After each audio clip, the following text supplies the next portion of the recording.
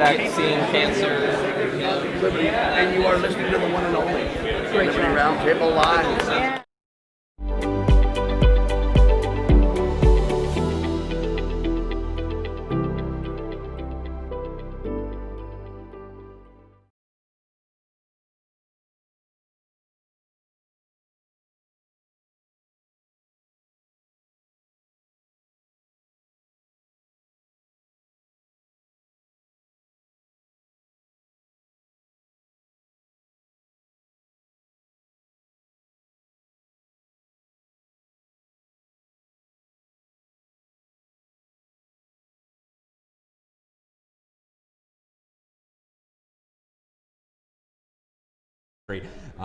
Without even a close third. Him and Ron Paul were like the dynamic duo in Congress. McDonald, of course, was a Democrat, but a very conservative Democrat, and he was also the chairman of the John Birch Society. He was, I've heard it said so many times, he was in line to become the next president of the United States. The man was unstoppable. He was so popular. Just, he had a way of people who would have been naturally hostile to the ideas of liberty, just turning them around. Phenomenal man. And then the Soviet Union shot down his airplane, KAL-007, while he was flying to Korea in 1983. Larry Jr., thank you so much for being with us. Thank you, sir.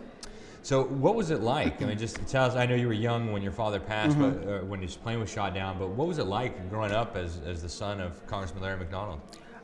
To be honest with you, I think, to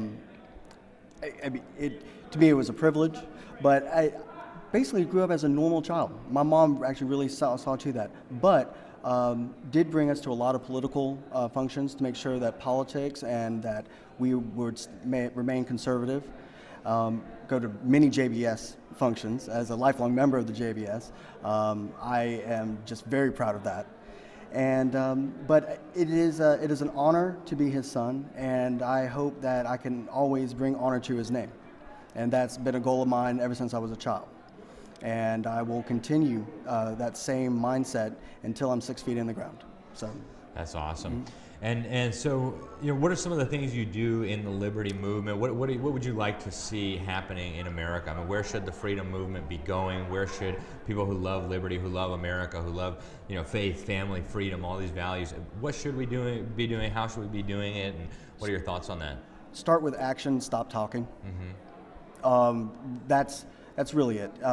We can talk about liberty, but we need to take someone, a friend, a colleague, that maybe don't see eye to eye, or maybe they don't even know, and maybe educate them and say, okay, let's take some action.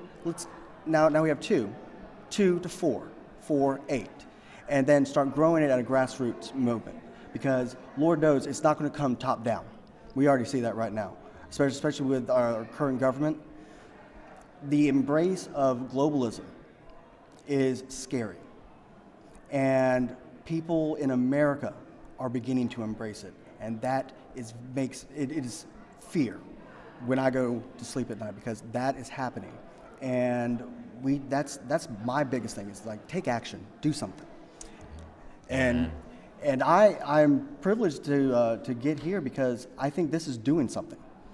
You are learning something, and without educating yourself, you can't take the action anyways. So. Amen. Yeah, that's what the John Birch Society has always been about. That's what the Red Pill Expo is about. Is just educating the American people, because it's almost a truism. But if Nancy Pelosi retired tomorrow, what are we going to get? A Congressman Ron Paul or a Congressman Larry McDonald out of her district? Of course not. No, right? As long as we have voters who are uneducated, who are ignorant, who believe the government ought to take care of them like they're a child or something, we're going to keep ending up with people in Congress like that. And that's actually exactly what your dad did. I hear that tens of thousands of people went through his living room at JBS chapter meetings and speeches and town halls, just educating the local electorate, and he became undefeatable in his district, which is just a testament to the power that education and grassroots organizing has. Absolutely, and I think as I said, take action. I think one of the greatest ways of taking action is looking to join the JBS, the John Birch Society. Yeah. I mean, because that is a group that we were talking about earlier. They're on an island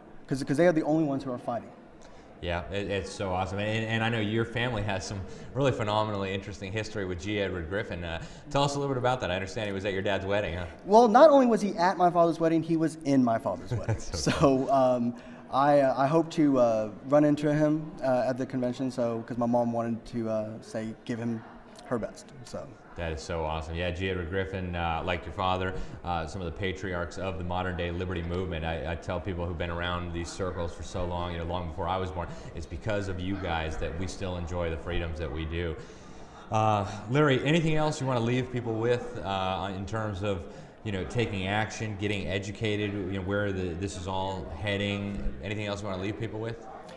I mean, I think that is that's painting it with a very broad brush, but absolutely just taking action, doing something, understanding that the left that we see today is disguised as socialists, and grab a friend and bring them to the right side, and then continue doing that, just like my father did. As you said, people going in and out of his living room, and all that. So with this election coming up, I know it's a cliche, but I think this is the most crucial election we've ever had. And we say this every 4 years, but this, you see the writing on the wall. Yeah. And communism is trying to knock on the door of the White House. So let's stop it, and let's take action and do that. Amen. Yeah, couldn't agree with you more. Larry Jr., thank you so much for being with us. Folks, that was Larry McDonald Jr. He is an attendee here at the Red Pill Expo, life member of the John Birch Society, and his father was a true American hero. And there haven't been all that many of them, especially over the last century, who've achieved the kind of stature that Congressman Larry McDonald did. So if you're one of the younger folks, haven't heard much about it, don't know much about it, you've got to do your research. Thank you once again for being with us. Thanks, folks, for watching. Stay tuned. We'll have a whole lot more in store for you. It's the last day of the Red Pill Expo, only 4 or 5 more hours left, but we'll be bringing you some more great guests. Stay tuned, and thanks again.